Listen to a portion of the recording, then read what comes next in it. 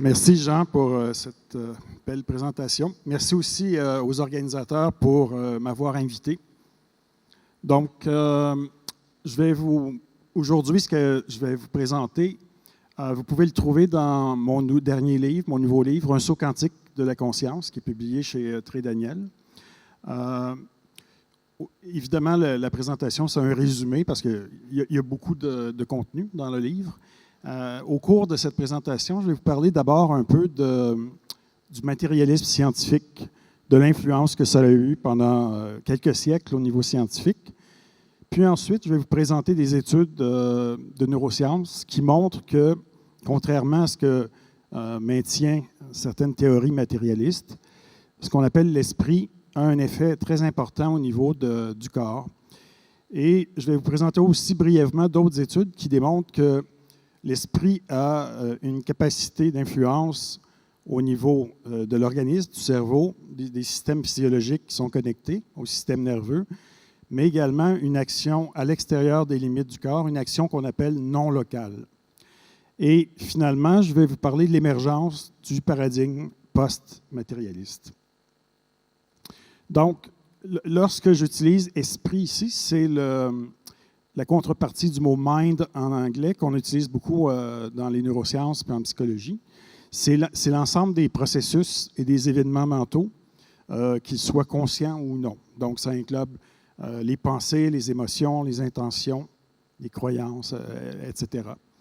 Conscience ici, c'est utilisé au sens d'une faculté mentale, donc c'est une composante centrale de l'esprit et c'est une faculté qui nous permet d'appréhender tout ce qui se passe ou ce qui se passe à l'intérieur du corps. Les sensations, par exemple, ça nous permet d'appréhender ce qui se passe aussi à l'extérieur du corps et ça nous permet d'appréhender ce qui se passe au niveau de l'esprit. Donc, conscience de nos émotions, par exemple, de nos pensées. Ça englobe aussi ce qu'on appelle la conscience de soi, donc de l'identité. Alors, le matérialisme scientifique, qu'est-ce que c'est? C'est un ensemble de postulats, donc d'hypothèses au sujet de la nature de la réalité, qui ont été d'abord proposés par des philosophes avant Socrate, des philosophes qu'on dit pré-socratiques. Et ça a été repris plus tard, plusieurs siècles plus tard, par les pères de la physique classique ancienne, donc Galilée, par exemple, Descartes, Newton et compagnie. Mais les pères de la physique classique, c'était tous des êtres profondément spirituels, religieux, sauf qu'il y a eu un glissement qui s'est opéré au fil des siècles, de telle sorte que du statut d'hypothèse, c'est devenu des articles de foi. Ils sont devenus une idéologie, un dogme qui a été appelé par certains philosophes et historiens le matérialisme scientifique. Donc, certaines des hypothèses, il y a le matérialisme d'abord. L'hypothèse matérialiste, c'est que tout ce qui existe dans le monde, dans l'univers, on peut l'expliquer en termes de processus physiques, de particules ou de champs qui sont matériels ou physiques. Ici, j'utilise les deux termes comme synonymes. Il y a aussi le réductionnisme, donc l'idée qu'on peut réduire des systèmes complexes, par exemple le cerveau, à des processus plus élémentaires. Donc, par exemple, l'activité de molécules chimiques ou l'activité de cellules nerveuses ou même même plus loin au niveau des particules. Certains vont jusqu'à ce niveau-là. Mécanisme aussi. Donc, le monde est vu comme une grande machine qui est déterminée par des lois physiques qui sont immuables. Donc, cette idéologie-là a pris de l'ampleur et est devenue dominante au niveau du milieu académique au 20e siècle. Et ça a beaucoup d'implications par rapport aux relations entre l'esprit et le cerveau. Parce que ça veut dire que tout ce qu'on expérimente, nos pensées, nos émotions, nos sensations, nos intentions, même nos expériences spirituelles, tout ça, au fond, est soit identique ou peut être réduit à de l'activité électrique et chimique dans le cerveau.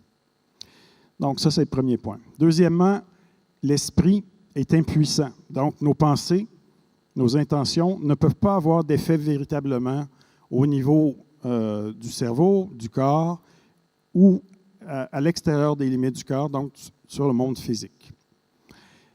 L'esprit aussi, dans cette conception-là, est comme encapsulé, emprisonné au niveau du cerveau.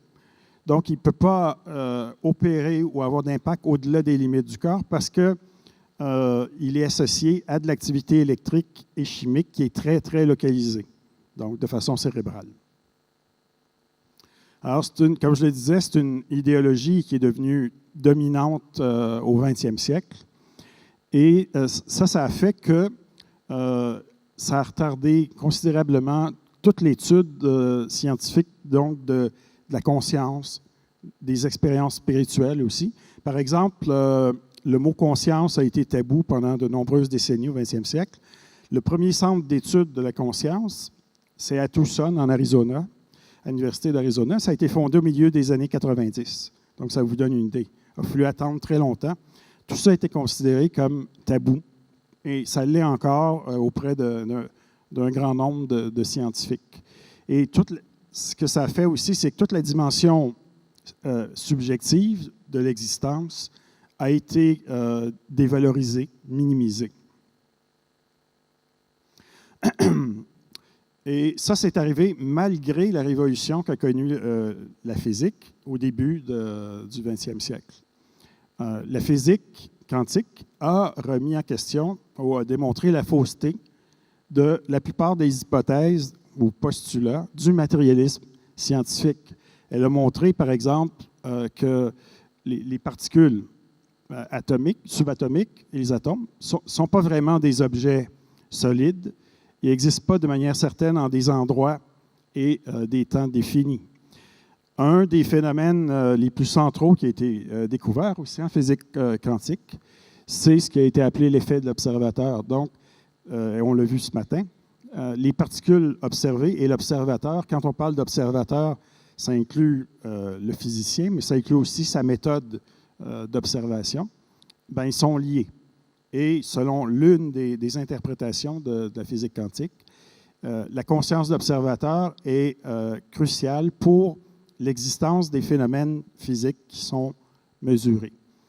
Et les événements mentaux, donc ce qui se passe au niveau de notre psyché, notre esprit, peuvent influencer le monde physique. Et donc ça voudrait dire que la matière n'est pas la seule composante de la réalité et qu'on ne peut pas arriver à comprendre l'univers pleinement sans faire référence à l'esprit et à la conscience. La science n'est pas synonyme de matérialisme. Mais malgré ça, malgré les découvertes de la physique quantique, il y a encore des scientifiques et des philosophes qui croient que la science est synonyme de matérialisme au niveau de la méthode, au niveau méthodologique, mais au niveau philosophique aussi, métaphysique. Mais en fait, si on recule, si on étudie les fondements historiques de la science, on se rend compte que c'est une méthode. C'est une méthode qui, en principe, ne doit pas être dogmatique. C'est une méthode d'observation, d'acquisition de connaissances, puis aussi, c'est une méthode où on essaye d'expliquer de façon théorique des phénomènes qui sont observés. Mais d'aucune manière, la science ne doit être synonyme de matérialisme. En fait, l'entreprise scientifique ne doit pas être influencée par les croyances, les dogmes, les idéologies, peu importe de quelque nature que ce soit. Alors, là, je vais vous présenter une série d'études, quelques études en fait de neurosciences, qui montrent que, contrairement à ce que pensent certains penseurs matérialistes, certains neuroscientifiques, les pensées, qui ne sont pas physiques, peuvent transformer l'organisme. Ça, c'est une étude de neuroimagerie qui a été réalisée avec la résonance magnétique fonctionnelle. Et dans cette étude-là, ce qu'on a fait, c'est qu'on a demandé à des individus de se remémorer des événements chargés émotionnellement. Donc, dans une condition, on demandait à nos sujets de se rappeler et de revivre l'un des événements les plus joyeux de leur vie.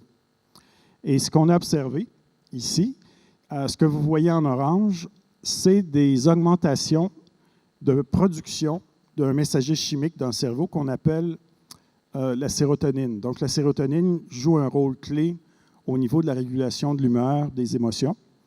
Et les changements qui ont été observés, ils l'ont été dans des régions qui font partie de ce qu'on appelle le cerveau émotionnel, ou le terme technique, c'est système limbique.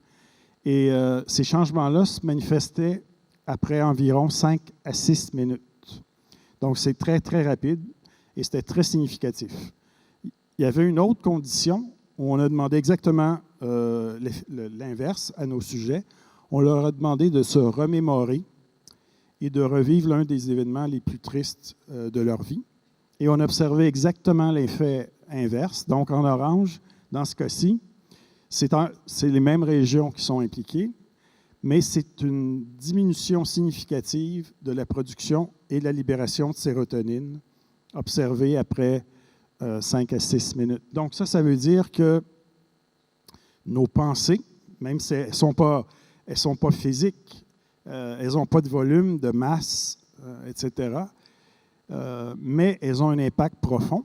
Et on se rend compte de plus en plus, par exemple, que si on entretient des pensées négatives, si on fait de la rumination, ça peut mener évidemment à la dépression, c'est associé à la dépression, mais à plus long terme, ça devient neurotoxique et ça peut détruire des neurones dans certaines parties du cerveau. Donc maintenant, on sait qu'il y a un lien entre entretenir des pensées négatives et le développement de certaines démences comme la maladie d'Alzheimer. On peut simplement par un entraînement mental, par exemple en essayant de focaliser l'attention. Ici, c'est un entraînement à la pleine conscience, donc une forme de méditation d'origine bouddhiste. Alors, si on s'entraîne à la méditation de pleine conscience pendant seulement quelques mois, on va observer ce qui est en jaune ici. C'est une augmentation de matière grise, donc de neurones, eux-mêmes les corps cellulaires des neurones, dans des régions qui sont impliquées dans différentes fonctions. Par exemple, l'attention et la concentration, la mémoire, mais aussi la régulation des émotions et la capacité d'empathie, d'altruisme. Ça, c'est un phénomène assez intéressant de neuroplasticité parce que ça montre qu'on peut changer pas simplement fonctionnellement, mais également structurellement le cerveau en l'espace de quelques mois à peine. Alors, le cerveau lui-même, il est connecté à tous les grands systèmes physiologiques dans l'organisme, par exemple le système immunitaire, le système endocrinien, le système cardiovasculaire aussi. Et il y a une discipline scientifique qu'on appelle la psychoneuroimmunologie, PNI, qui étudie les interactions entre l'activité mentale, l'activité du système nerveux et des autres systèmes physiologiques qui sont connectés au système nerveux. Et tous ces systèmes-là communiquent continuellement via des messagers chimiques, des molécules qu'on peut considérer comme des substances informationnelles en un sens, parce qu'elles acheminent de l'information dans ce qu'on appelle le réseau psychosomatique, qui englobe tous ces systèmes-là. Et il y a des études qui ont montré que si les émotions négatives et le stress affaiblissent le système immunitaire, à l'opposé, des images mentales qui sont positives au niveau émotionnel, la relaxation, la méditation et les émotions positives vont aller stimuler le système immunitaire. Donc, c'est l'effet exactement inverse. Au 20e siècle, on pensait qu'au niveau génétique, tout était fixé. On croyait en une forme de déterminisme au niveau génétique. On pensait que les gènes ne pouvaient pas changer leur activité. Récemment, au cours des 2 dernières décennies, je dirais, on a découvert qu'on s'était trompé. C'est un peu la même chose avec le concept de plasticité au niveau du cerveau. Pendant un siècle, en neurosciences, on a pensé que le cerveau, c'était une machine statique, que ça ne pouvait pas bouger, que c'était fixé, puis qu'on devait composer avec le cerveau qu'on avait à la naissance. Mais on a découvert que ce n'était pas le cas du tout. Et la même chose a été découverte en épigénétique. Donc, on a découvert que, finalement, l'environnement, ce qu'on appelle l'environnement. Ça peut être par exemple, la diète, ça peut être ce qu'on boit, est-ce qu'on fume ou pas, l'exercice physique, etc. Ça influence grandement l'activité des gènes, mais tout ce qui vient aussi de l'environnement interne, au niveau mental, nos pensées, nos émotions, ça influence aussi l'expression des gènes. Et il y a des études qui ont été faites, par exemple, au niveau des pratiques corps-esprit. Ça a été fait surtout à l'université de Harvard par le docteur Herbert Benson et son équipe. Et ils ont montré que lorsqu'il y a une réponse de relaxation, donc un état de relaxation, et ça, c'est l'opposé de la réponse de fuite, là, ce qu'on appelle le fight or flight en anglais. Donc, on va ralentir, on va réduire la fréquence, la vitesse d'activité au niveau de la physiologie. Par exemple, au niveau des ondes cérébrales, on va avoir des ondes cérébrales plus lentes qui vont apparaître, un ralentissement du rythme cardiaque ou un abaissement de la pression artérielle. Et donc, ça, c'est ce qu'on appelle la réponse de la relaxation. Benson et son équipe ont fait aussi ont investigué le niveau des gènes, quels sont les gènes qui sont activés ou pas durant la réponse de relaxation. Et la réponse de relaxation, dans leur étude, est induite de différentes façons. Donc, ils ont investigué des individus qui pratiquaient la méditation, différents types de méditation, ou qui pratiquaient du yoga, des exercices de respiration, du tai chi, du qigong également, de la relaxation musculaire progressive de Jacobson et aussi de la prière répétitive. Et ce qu'ils ont trouvé, c'est que toutes ces pratiques-là produisent des effets physiologiques semblables, c'est-à-dire au niveau des gènes, il y a une augmentation de l'activité des gènes qui sont impliqués dans la fonction des mitochondries, les petites centrales énergétiques au niveau des cellules. Et il y a aussi une augmentation de l'activité des gènes qui sont impliqués dans le maintien des télomères. Les télomères, c'est ce que vous voyez en bas à droite, c'est l'extrémité donc, des chromosomes et c'est donc des segments d'ADN qui agissent comme des marqueurs biologiques au niveau du vieillissement. Donc, lorsqu'on n'a plus de télomères, il n'y a plus de division cellulaire possible. On atteint le point de la mort physique. Alors, il y a des études qui ont montré qu'on pouvait ralentir ou bloquer la dégradation des télomères. Il y a d'autres études plus récentes qui montrent qu'on peut même, après une retraite de méditation, vipassana, on pourrait faire même rallonger la longueur des télomères. Ça, c'est des études qui ont été réalisées aux États-Unis par Alan Wallace à l'Université de Irvine en Californie. Et en même temps qu'on produit ces changements-là qui sont positifs au niveau épigénétique, on réduit l'expression des gènes qui sont reliés au stress et aussi à l'inflammation. Puis maintenant, on se rend compte que l'inflammation s'est impliquée dans pratiquement toutes les grandes maladies de l'organisme. C'est impliqué aussi au niveau de psychopathologies comme la dépression majeure.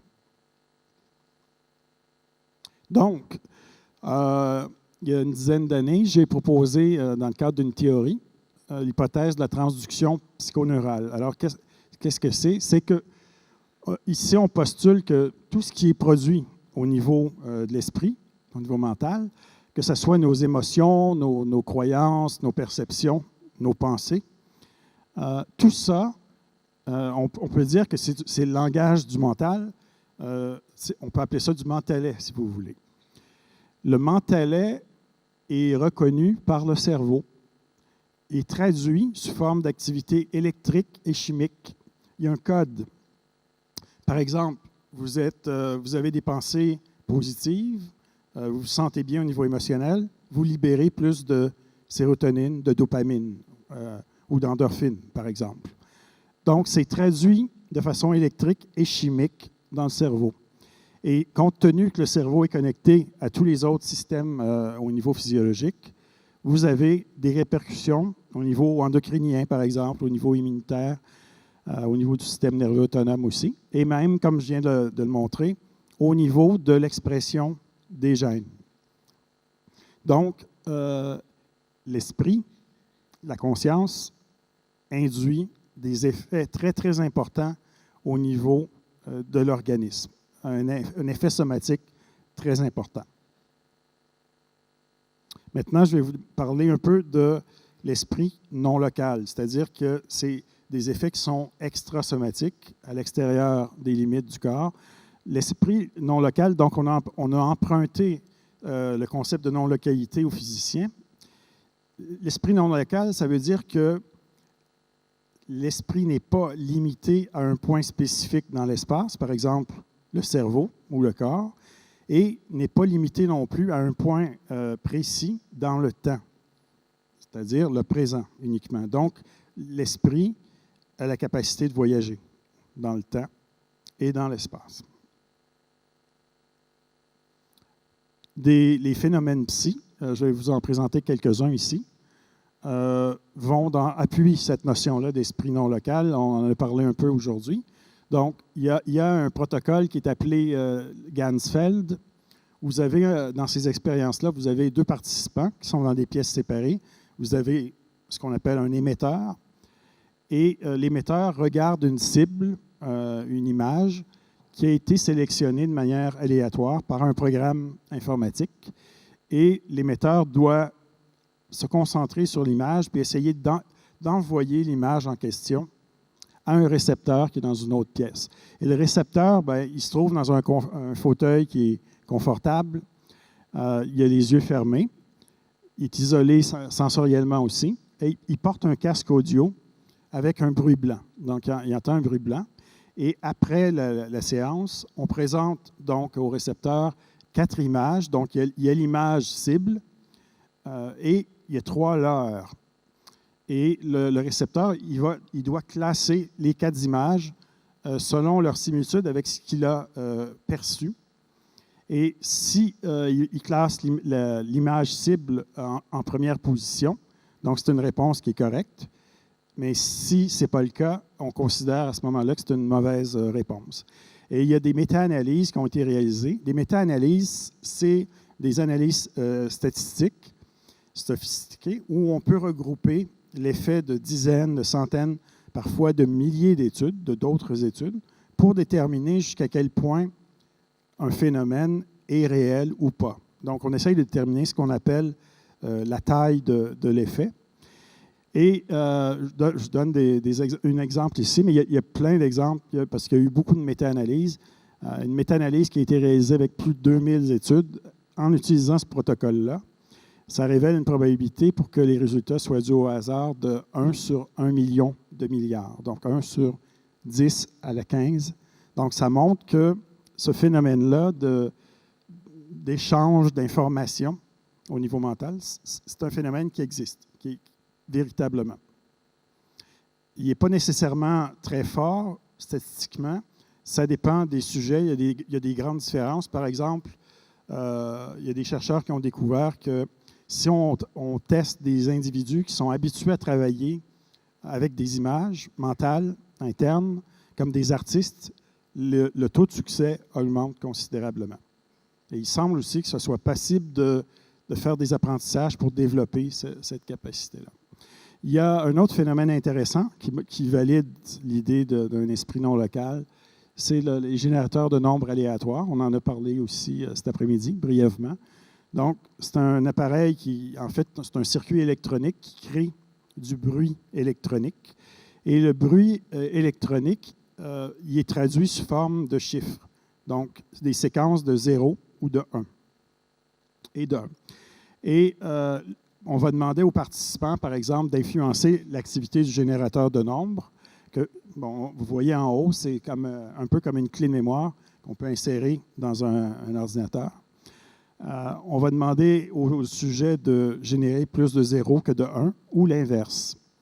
Et il y a des méta-analyses, par exemple, il y a eu plusieurs, mais il y en a une, par exemple, qui a répertorié 800 études qui ont été réalisées sur presque une trentaine d'années, qui montrent que la probabilité pour que les résultats de ces études-là soient dus au hasard était de 1 sur 1 trillion, 1 sur 10 à la 18. Donc, c'est un phénomène qui est est bel et bien réelle aussi. L'influence mentale peut s'exercer également au niveau d'organismes vivants, de systèmes vivants. Donc, ça a été démontré au niveau de plantes, par exemple, de micro-organismes, de bactéries, de protozoaires. Mais aussi, c'est un effet qui peut s'exercer chez d'autres humains. Ça a été investigué souvent en mesurant la réponse galvanique de la peau. La réponse galvanique de la peau, c'est un index au niveau de la réactivité émotionnelle. Et il y a plusieurs méta-analyses qui ont été réalisées. Il y en a une qui a répertorié 37 études qui ont été faites à la Mind Science Foundation au Texas. Et la probabilité pour que les résultats soient dus au hasard était c'est 100 milliards contre 1. Donc, c'était extrêmement significatif. Et dans plusieurs de ces études-là, les émetteurs et les récepteurs étaient séparés par une distance assez considérable. Dr Charbonnier vous a parlé longuement de l'expérience de mort provisoire. Pour les neuroscientifiques, l'arrêt cardiaque, donc les expériences de mort qui sont provoquées par un arrêt cardiaque, ça c'est particulièrement important. Pourquoi? Parce que lorsqu'il y a un arrêt cardiaque, le flux sanguin au cerveau va être interrompu rapidement. Et si on mesure l'activité électrique du cerveau avec un électroencéphalogramme, ce qu'on voit en haut, à droite, on réalise que l'électroencéphalogramme devient plat au bout de généralement 15 à 20 secondes. Donc là, c'est un état de mort clinique, mais il y a plusieurs études qui ont été réalisées dans les 15 dernières années qui révèlent qu'il y a environ, en moyenne, à peu près 15% des survivants des arrêts cardiaques qui ont des souvenirs de la période où ils étaient cliniquement morts. Et dans certains cas, ils vont rapporter des perceptions au niveau visuel ou auditif de ce qui est survenu alors qu'ils étaient morts cliniquement. Alors ça, c'est sûr que ça remet en question les théories matérialistes de l'esprit. Les matérialistes vont nous dire que même si le G, l'électroencéphalogramme, est plat, il peut y avoir une certaine activité cérébrale résiduelle au niveau des structures profondes du cerveau, dans ce qu'on appelle le tronc cérébral, par exemple. Et ça c'est une critique qui est valide, mais la forme d'activité électrique cérébrale qui est censée être nécessaire pour une activité mentale consciente, bien, cette forme d'activité-là est clairement abolie durant un arrêt cardiaque. Il y a d'autres expériences aussi qui remettent en question les théories matérialistes d'esprit, par exemple, les expériences vécues au seuil de la mort. Donc, c'est des expériences qui vont se manifester dans les heures ou les jours ou les quelques semaines qui vont précéder la mort. Et ce sont des états élargis de conscience. Donc, souvent, les expérienceurs vont voir des proches qui sont décédés, qu'ils vont reconnaître, mais aussi, parfois, ils vont rencontrer ce qu'ils appellent des êtres spirituels, des êtres de lumière qui sont inconnus. Comme pour les expérienceurs lors d'expériences de mort provisoire, les mourants peuvent entendre aussi des musiques, la plupart du temps très positives, ou voir des lieux qui sont extrêmement beaux, qui semblent appartenir à d'autres mondes. Et c'est des expériences qui vont diminuer beaucoup la détresse psychologique, la détresse physique aussi des mourants, donc qui vont les réconforter. Et dans certains cas, ça a été étudié par un psychiatre à l'Université de Virginie, Bruce Grayson. Le mourant va reconnaître, avec surprise, quelqu'un qui croyait être encore vivant, mais qui vient de décéder depuis peu. Il y a des expériences aussi de mort partagée qui ont été également mises en évidence par le docteur Raymond Moody. Donc, les expériences de mort partagée, on participe à la mort d'un proche. Donc, on peut aussi percevoir des entités spirituelles qui vont pénétrer dans la chambre d'hôpital, par exemple, si ça se passe à l'hôpital. Certains voient comme une espèce de brume s'élever du mourant, puis quitter son corps physique. Moody parle aussi d'une perception d'une lumière brillante, une lumière surnaturelle. Et les gens qui expérimentent la mort partagée peuvent, dans certains cas, participer à la revue de vie du défunt. Ils ont l'impression aussi, parfois, d'expérimenter comme une altération au niveau de la structure de la chambre, de l'endroit où l'expérience a lieu. Et certains parlent aussi de perception de paysages, donc appartenant à un autre monde. Et dans certains cas, ils peuvent accompagner le mourant vers la lumière. Il y a d'autres données dont je n'ai pas le temps de parler en long et en large là, ici, qui supportent une vision non matérialiste. Par exemple, il y a des études très sérieuses qui ont été réalisées à l'Université de l'Arizona par Gary Schwartz et son équipe au niveau de la médiumnité. Donc, il y avait des études qui avaient été faites un siècle avant, mais les études n'étaient pas toujours très rigoureuses. Julie Beischel, qui faisait un stage postdoctoral dans le laboratoire de Gary Schwartz, et Gary Schwartz ont élaboré des protocoles à triple aveugle. Donc, ils ont pris toutes les précautions possibles, imaginables, et les médiums étaient capables d'aller décoder, déceler des informations relatives aux défunts, aux personnes décédées, et de façon très véridique. Maintenant, ça ne prouve pas la survie de la conscience, de la personnalité, parce que certains parapsychologues ont proposé que les médiums pouvaient avoir accès à des informations en utilisant ce qu'ils ont appelé le super-psy, donc une capacité de voyance, de médiumnité, mais c'est comme s'ils pouvaient entrer en contact avec une espèce de champ universel d'informations, de données. Ça, c'est justifié, évidemment. Il y a la transcommunication instrumentale aussi, dont on a parlé plus récemment, qui supporte une vision non matérialiste. Des études sur la réincarnation, très sérieuses, qui sont menées principalement à l'Université de Virginie. Ces études-là ont démarré dans les années 60, ont été débutées par le docteur Ian Stevenson, qui était un psychiatre. Et maintenant, il y a un psychiatre qui fait de la recherche qui s'appelle Jim Tucker qui a poursuivi. Il y a aussi un psychologue islandais, Erlendur Haraldsson, qui a fait beaucoup de travaux à ce niveau-là. Et c'est fait chez des enfants. Et dans plusieurs cas, les enfants qui disent qu'ils étaient quelqu'un d'autre avant leur naissance fournissent des informations qui sont contre-vérifiées par les chercheurs qui fouillent, qui investiguent dans ces études-là. Il y a également l'hypnose spirituelle qui est très intéressante et dont l'initiateur était le Dr. Michael Newton, un psychologue qui vivait à Los Angeles et qui a mis en évidence une vie entre les vies. Donc, c'était un matérialiste athée à l'origine, mais souvent, lui, il utilisait l'hypnose pour essayer de solutionner des problématiques au niveau clinique, surtout. Et il était sceptique, mais ses clients, de façon régulière, l'amenaient vers des régressions dans des espaces de vie, d'existence entre des vies, entre des incarnations.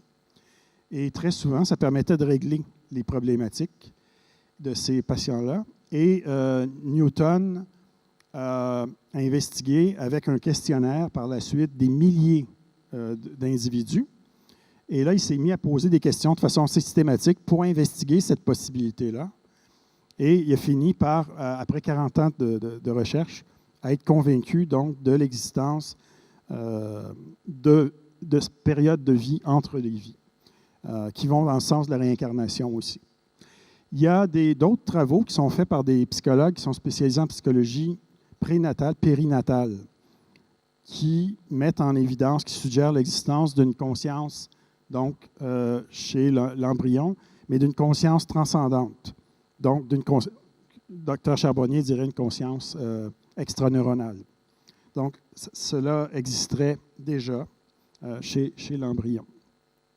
Et il y a évidemment les guérisons miraculeuses qui ne peuvent pas être expliquées dans le cadre de de la médecine conventionnelle.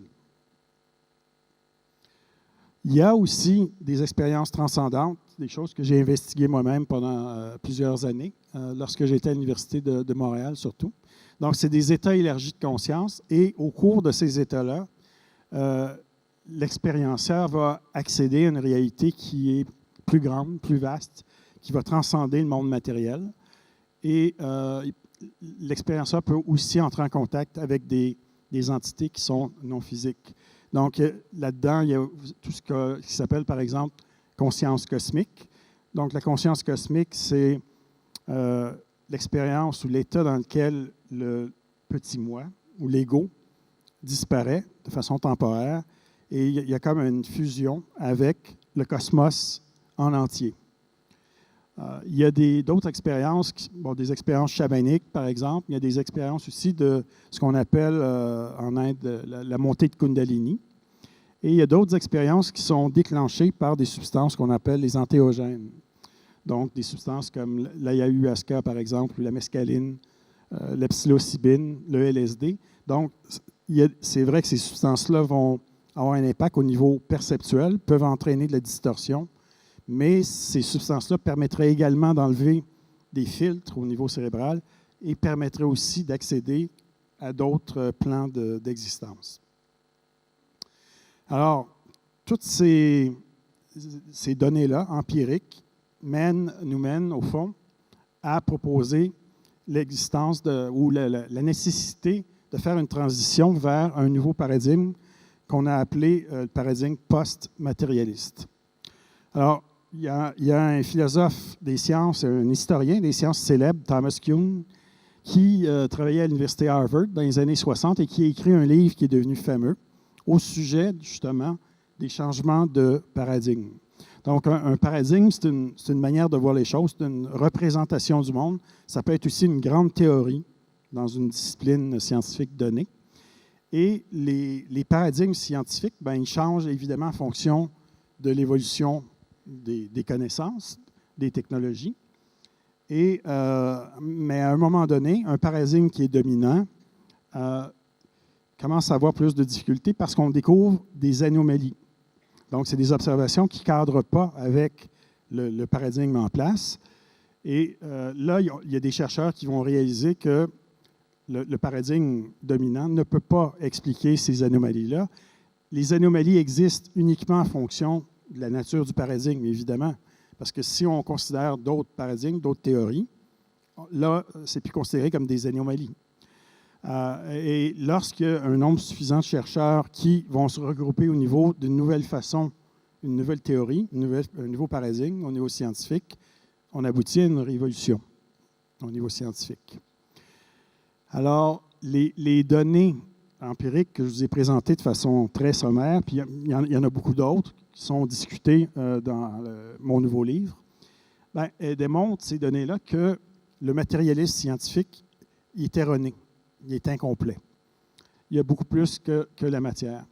Et les chercheurs actuels dans le domaine de la conscience, de l'esprit, sont dans la même situation que les physiciens à la fin du 19e siècle, début du 20e siècle. Donc, les physiciens découvraient un certain nombre d'anomalies qui ne pouvaient pas être expliquées par la physique classique. Et c'est comme ça que certains sont arrivés à proposer les éléments de la nouvelle physique, la physique quantique. Donc, on est dans une situation similaire et on est de plus en plus nombreux à réaliser qu'on a besoin d'un nouveau paradigme au niveau de la science de l'esprit, de la conscience. Alors, il y a un mouvement qu'on a appelé post-matérialiste qui a débuté. Et je suis impliqué directement dans ce mouvement-là. Donc, en 2014, j'ai co-organisé à l'Université de l'Arizona un sommet international qu'on a appelé le sommet sur la science post-matérialiste, la spiritualité et la société. Et ce sommet-là, c'était une réunion de scientifiques dans différentes disciplines, représentant différentes disciplines scientifiques. On a considéré les évidences remettant en question le matérialisme dans ces différentes disciplines-là, et on a conclu qu'il était temps de passer à un nouveau paradigme. Et quelques mois plus tard, on a publié un manifeste pour une science post-matérialiste que vous pouvez trouver sur Internet en anglais, mais aussi en français. Ça a été traduit par l'INRES. L'été dernier, à Tucson, de nouveau, on s'est réunis et on avait, encore une fois, plusieurs personnes impliquées dans différentes disciplines. Et on a créé l'Académie pour l'avancement des sciences post-matérialistes. Le manifeste pour une science post-matérialiste, au début, il n'y avait pas beaucoup de chercheurs qui voulaient le signer, mais au bout de quelques années, on avait plus de 300 signatures de la part de chercheurs, certains très réputés, et de philosophes à travers le monde. Donc, on a vu qu'il y avait vraiment un mouvement, un engouement. Et j'ai édité récemment un livre qui va sortir en 2018, qui s'appelle « Expanding Science, Vision of a Post-Materialist Paradigm ». Donc, c'est comme l'expansion, l'élargissement du cadre conceptuel de la science. Et là-dedans, on retrouve des experts dans différentes disciplines, en physique, en cosmologie, en biologie, etc., sur la recherche psy. Il y a un des participants, c'est Emmanuel Ransford, ici, qui est français. Et on a présenté nos visions, si on veut, du paradigme post-matérialiste à venir. Pour ce qui est de l'Académie pour l'avancement des sciences post-matérialistes, un des objectifs de cette académie-là, c'est de promouvoir un changement au niveau de la culture, finalement. Un changement en lien avec notre perception de la réalité, notre compréhension de ce qu'est l'expérience humaine. Et on va encourager des scientifiques, et en particulier les étudiants dans les différentes disciplines scientifiques, à aller au-delà des limites du cadre proposé par l'approche exclusivement matérialiste. Et cette académie-là est en faveur, évidemment, de la combinaison de l'intégration des perspectives objectives, donc la science traditionnelle, mais aussi la perspective expérientielle. Donc, toutes les expériences psychiques et spirituelles sont le bienvenu dans le cadre de ce nouveau paradigme-là. Je suis l'idéateur et aussi coproducteur d'un film qui a été réalisé récemment, l'année dernière, que j'ai appelé Expanding Reality.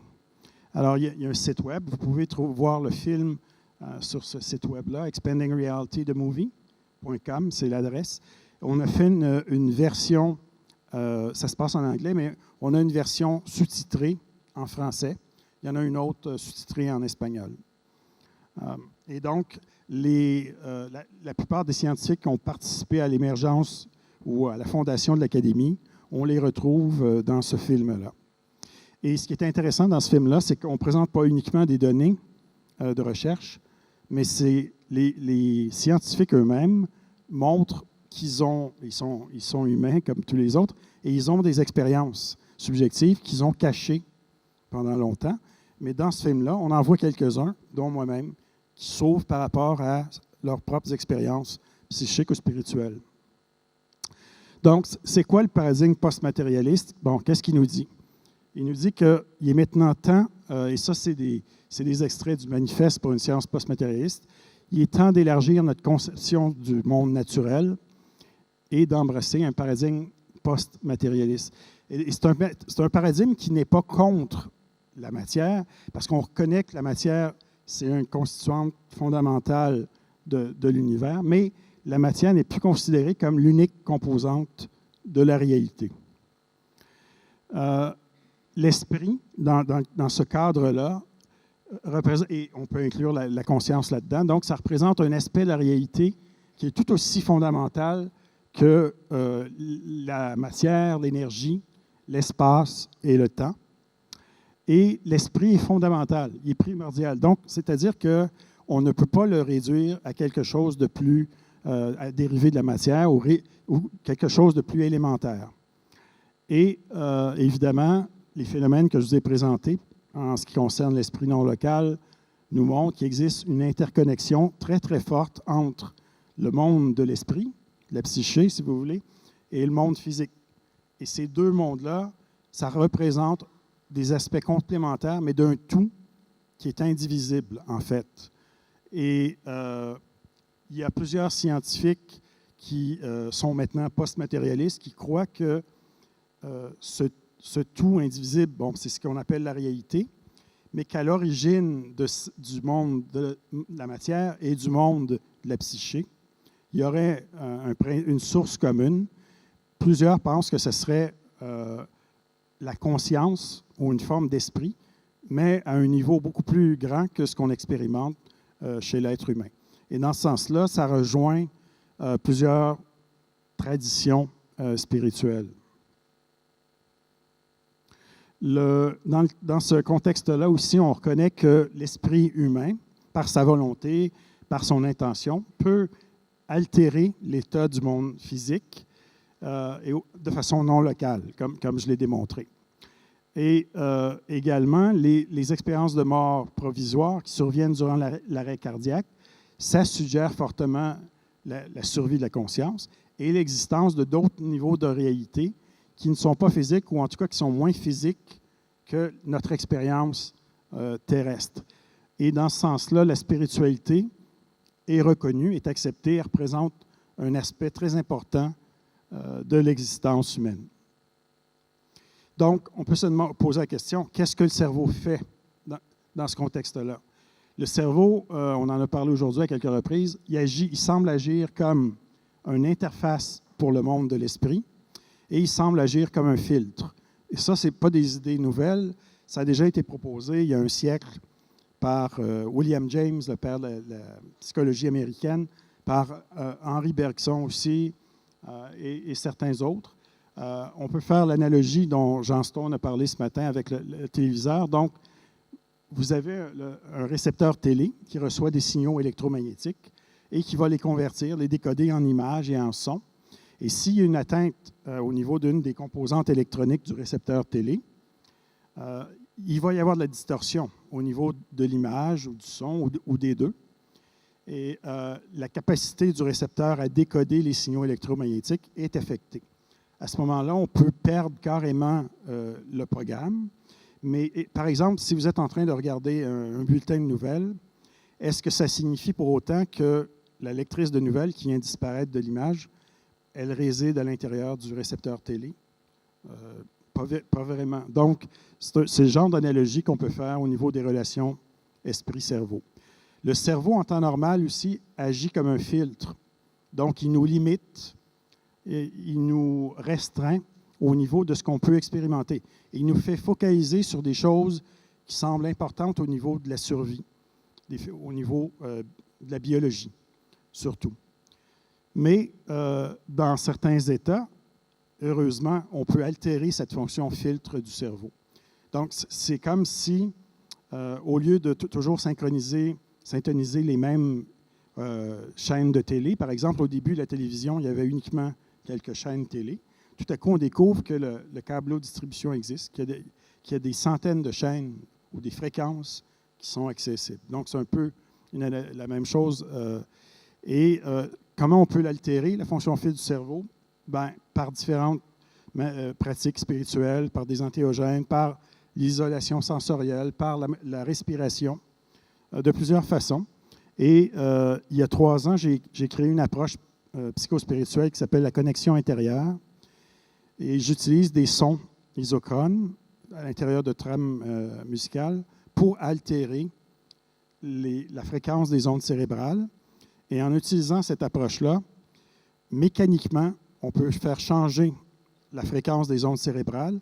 En l'espace de 5-6 minutes, 10 minutes, on peut amener une personne qui n'est pas pratiquante de méditation, par exemple, à générer dans son cerveau des ondes cérébrales qu'on voit chez des maîtres de méditation bouddhistes qui pratiquent depuis 30 ans, 40 ans.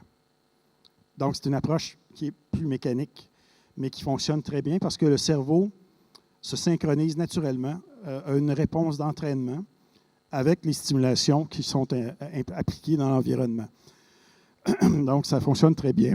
Et dans cet état-là, un état élargi de conscience, les participants peuvent accéder à toutes sortes d'informations, à d'autres niveaux de réalité.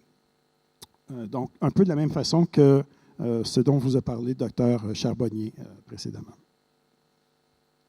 Donc, les implications du nouveau paradigme bien, sont immenses parce que ça fonctionne complètement, ça change complètement la vision du monde qu'on a.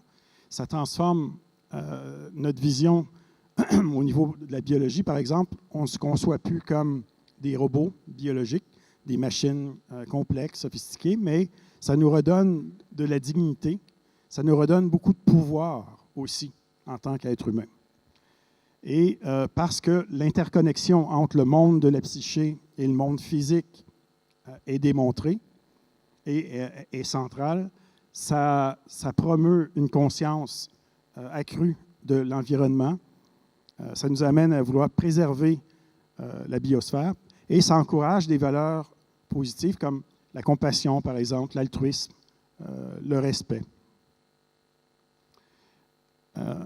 Donc, pour terminer, dans l'histoire des sciences, on a assisté, il y a eu des moments spéciaux qui ont mené à des changements majeurs de paradigme. Donc, le passage, par exemple, de la théorie de la Terre plate à la conception de la Terre sphérique, c'en est un. Le passage du géocentrisme à l'héliocentrisme, c'en est un autre. Je dirais aussi le passage de la physique classique à la physique quantique et la relativité, ça en a été un autre. Mais mes collègues et moi, on a l'impression maintenant qu'on approche d'un autre changement majeur de vision du monde, changement de paradigme. Donc, la transition d'une science matérialiste à une science post-matérialiste. Et moi, je suis convaincu que c'est une transition qui va être encore plus marquante pour l'histoire de l'évolution de la civilisation humaine que ne l'a été la révolution copernicienne. Alors, je vous remercie de votre attention.